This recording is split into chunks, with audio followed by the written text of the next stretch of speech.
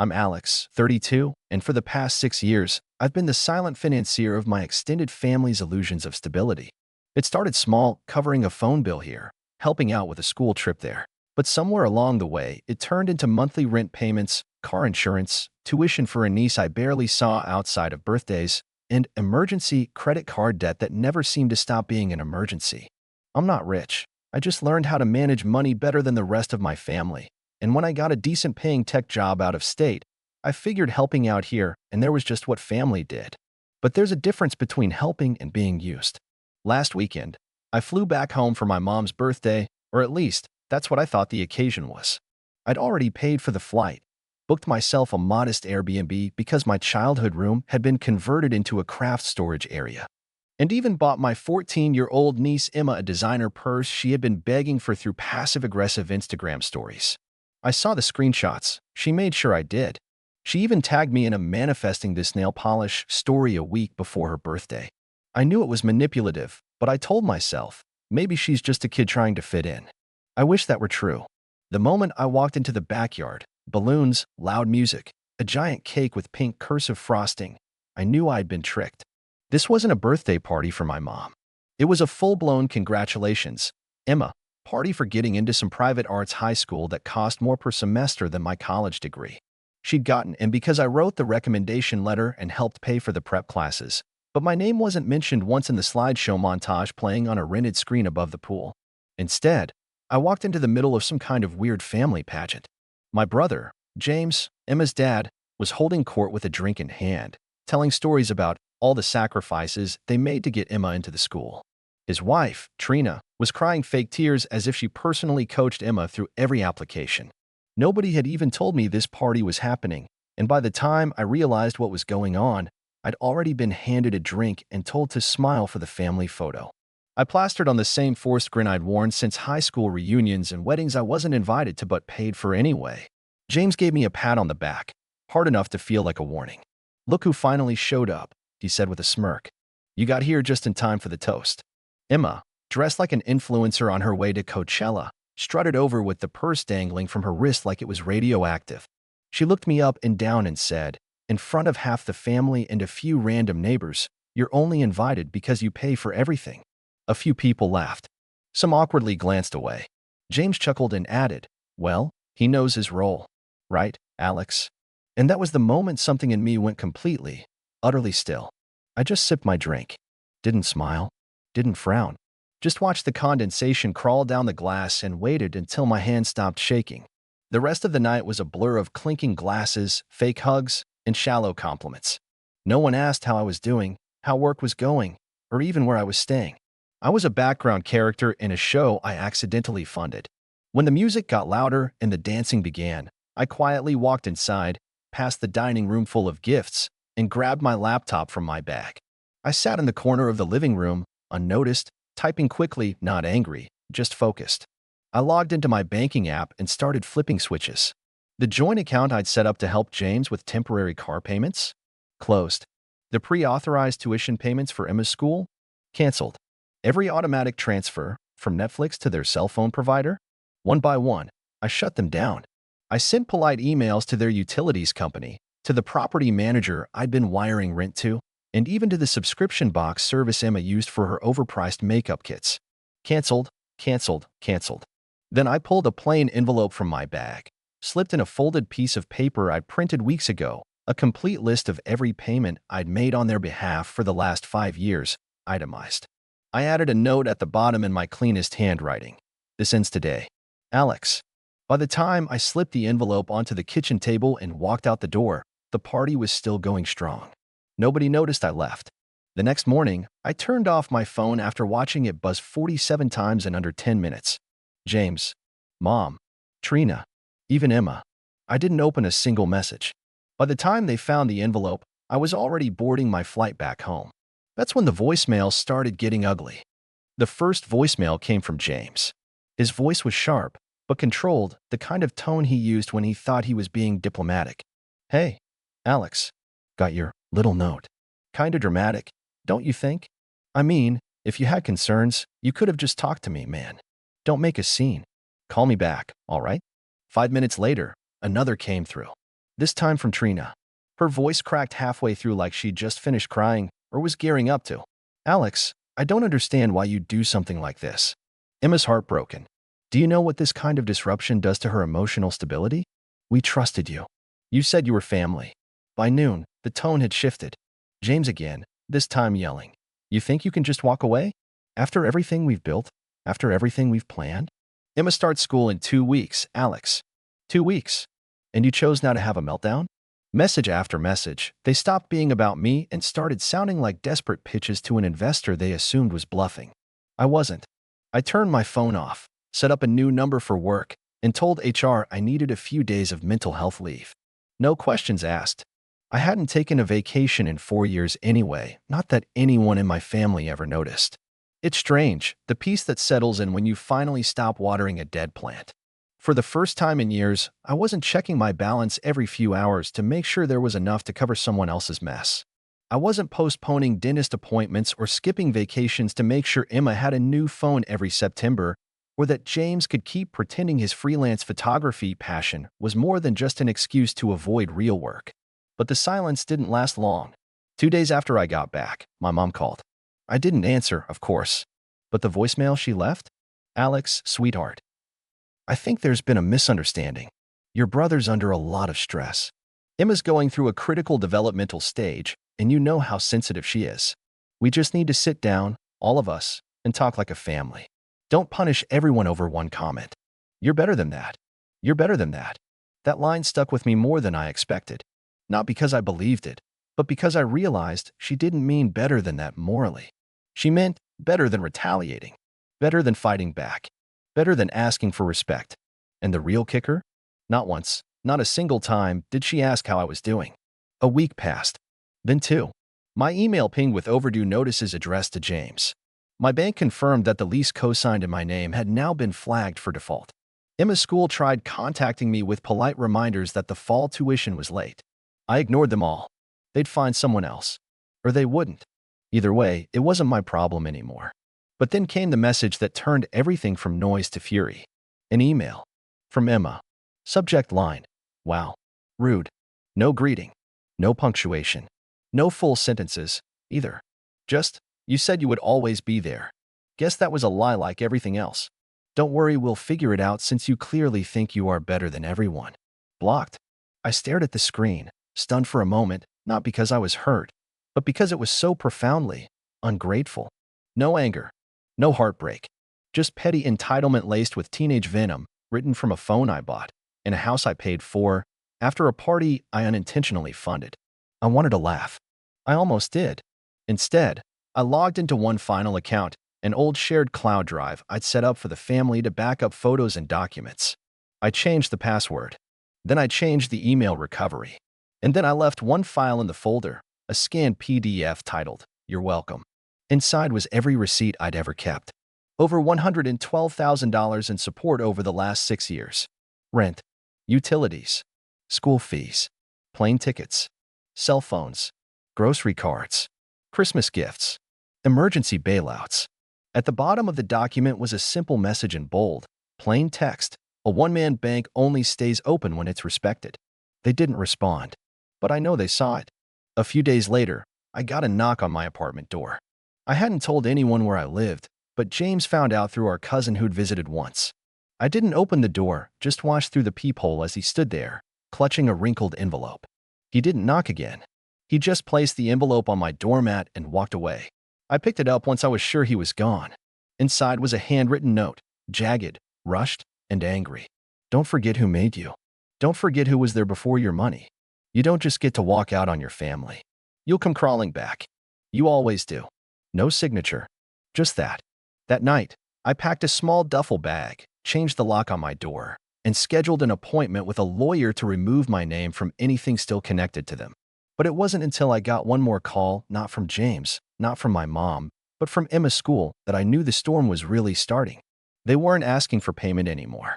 They were telling me Emma had been withdrawn. Tuition hadn't just lapsed, it had bounced. And a few hours later, I got a call from a number I didn't recognize. Alex, the voice asked, shaky, unsure. This is Principal Hayward. Emma listed you as her guardian for emergencies. Her parents haven't answered our calls. I. I think you need to know what happened. I stood completely still in my kitchen, my coffee untouched on the counter, heart pounding, not with fear, but with a feeling I couldn't quite place. I'm listening, I said. There was a pause on the line, the kind that stretches just long enough to make your pulse tick a little faster. Principal Hayward cleared her throat softly, trying to steady whatever tension she felt on her end. I'll be honest, Mr. Carter, she said, using a title no one in my family ever bothered with. We normally wouldn't reach out like this, but Emma had an incident. Nothing dangerous, exactly, but concerning. I didn't say anything. I didn't need to. I knew the drill, give them room to explain. People will always fill silence if you let them. She had a bit of a meltdown. At school, she was crying, pacing around the counselor's office, saying things like, he left us and he doesn't care anymore. She claimed you were cutting her off financially to punish her. Then she started tearing apart her sketchbooks, said none of it mattered if she wasn't going to the school anymore. A hollow feeling settled in my chest. Not guilt, just a numb ache. I'd always suspected Emma was more than just spoiled, that maybe, somewhere beneath the surface, she was a scared kid clinging to the only consistent thing she'd ever known. Me. She's not in any danger, the principal added quickly. But we wanted to flag it because, well, the reaction was intense. Our counselor said it felt like abandonment trauma. She asked for you, specifically. I let out a breath I didn't know I was holding. Not because I felt responsible, but because of how heavy that request was. I didn't want to be the emergency contact anymore. I didn't want to be the Band-Aid for a family that stabbed first and cried later. But Emma? She was 14. And somewhere along the line, they'd made me her foundation. Without ever asking me. She's with her mom now, the principal finished. But if you can call her, even just once, I think it would help. I didn't answer. I just thanked her politely, hung up, and stared at my phone like it had grown thorns. That night, I sat alone in my apartment, one bedroom, clean kitchen, peace like I hadn't known in years, and pulled out my old journals. Notebooks I hadn't opened since 2019. The pages were filled with timelines, goals, loan payment plans, diagrams of financial independence, notes on compound interest, side hustles, investment accounts. At the bottom of one page, I had scribbled a line I remembered writing after James had asked me to float him 10 grand for a business idea involving a subscription box for leather-scented candles. Don't bleed out trying to be someone else's tourniquet. I had tried to save a family that was never drowning, just lazy, comfortable. They hadn't just leaned on me, they made it policy. Expectation. They turned kindness into currency and then got angry when the ATM stopped spitting out bills. But Emma wasn't James. And that, right there, was the emotional knot I couldn't untie. The next morning, I called her. She didn't answer at first, and I was almost relieved. But 5 minutes later, she called back. Her voice was small, quiet, not angry, not sarcastic. Uncle Alex? I leaned back in my chair, stared at the ceiling. Hey, kid. Another pause. Then, why'd you stop talking to us? I thought about sugarcoating it, blaming work, saying I needed space, offering the easy lie to smooth things over. But I didn't. Because no one treated me like family, I said. They treated me like a bank account. Her breath caught. I heard it. But not you, I added after a beat. Not always. You were just raised in it. She didn't say anything. The silence on the line was different this time, not empty, but heavy. Processing. I didn't mean what I said. About you only being invited cause you pay for stuff, she whispered. I was trying to sound cool. Dad laughed. I thought you'd laugh too. Emma, I said, calmly but firmly, you don't have to be cruel to feel important. More silence. I think I'm just scared, she admitted, voice cracking. Everything's falling apart. Dad's yelling all the time. Mom cries in the car. I heard them say we're gonna lose the house. They blamed you. Said you abandoned us. Of course they did. They said you left us because you don't love us anymore. There it was. The lie that always came when people like James lost control. Turn a boundary into betrayal. Paint themselves the victim in a story where they were holding the knife. I sighed. No, Emma. I didn't leave because I stopped loving anyone. I left because I started loving myself. That broke something in her. I could hear it, a sharp breath, the beginning of a sob she was trying to smother. She sniffled and whispered, I miss you. I closed my eyes. There were 1,000 things I could say, 1,000 ways to respond. But all I said was, I know. When the call ended, I didn't cry. I didn't feel triumphant. I just sat with it. The next few days were quiet again, until James called. Not to yell this time, to beg. He asked for a meeting, said we needed to talk, said it was about the envelope. I didn't agree right away, but something about the tone in his voice, not anger, not pride, just desperation, made me curious. So I told him to meet me. Neutral ground. No house, no family. Just us. I walked into that cafe 2 days later, and what I saw made me pause. James didn't look like himself. He looked older, thinner, exhausted. Like someone who'd finally seen what life looks like when the safety net cuts itself loose. He didn't say hello. He just slid a folder across the table. I opened it, and I went cold. Inside was a legal notice. Debt collectors. Over $90,000 in unpaid balances. My name was still attached to one account. And right there, printed in clean, bold letters, cosigner liable. I stared at the words like they were written in a language I barely recognized, cosigner liable, and it hit me all at once. A tsunami of betrayal and bitterness. After everything, after I had cut them off, unspooled myself from their leeching grasp, there was still a vine around my ankle, buried and unseen, dragging me back into their mess. You didn't remove me, I said flatly, not even looking up. You said you would. James shifted in his seat. His eyes were bloodshot, and his hands trembled around a half-empty coffee cup. His voice was dry, desperate. I meant to. I really did. We thought you'd come around. That you'd change your mind. That sentence hung in the air like smoke from a fire he didn't know he started. You thought I'd come around, I repeated slowly. So you left me legally tied to your debt, in case I changed my mind. He nodded. Pathetically. I didn't know it would get this bad. No, I said quietly. You didn't care if it did. I leaned back in my seat, folding my arms, letting silence press down like gravity. I wanted him to feel it, not just my anger, but my clarity. The difference between a victim and a volunteer. He broke first. He always did. Look, I know I messed up, he muttered. We messed up. But Emma, she's struggling. Trina's threatening to leave. I can't work with all this stress. The collectors won't stop calling. And now that the school's withdrawn her. She was never my responsibility, I snapped. You made her mine because it was easier than growing up. James flinched like I'd slapped him, but I didn't stop. I couldn't.